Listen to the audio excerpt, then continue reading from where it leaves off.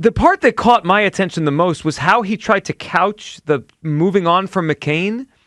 He said he's a great player, and he thinks he's going to have a great career. He also said, and he was presented with the numbers on his season, right? It hasn't been a good season for Jared McCain due to injury and not being part of the rotation. He's only shooting 38%. That's bad. But that's not good by any stretch.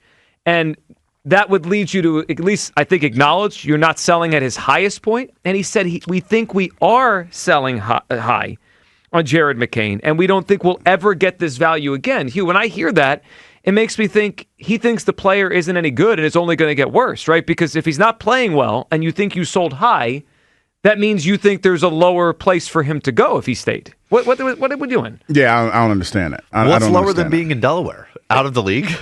I know he was sent down. He was not on the team, and they're talking about selling high. That was not selling high. But then later he said he had a tremendous future. I know. He's talking about both sides of his mouth. Doesn't make any sense. Yeah, and then he spun a whole web when he was presented with the idea that they ducked the tax, right? That this was about the tax money. They didn't want to spend it. And he said that he hopes to debunk that. Well, Daryl, here's how. Don't trade away Jared McCain for nothing. There's a very simple way to duck the tax conversation. Don't do what you did. Now, he's talking about, well, I hope I can present Josh Harris and ownership a deal one day that puts us over the tax, and they say yes, so we don't have to talk about this anymore.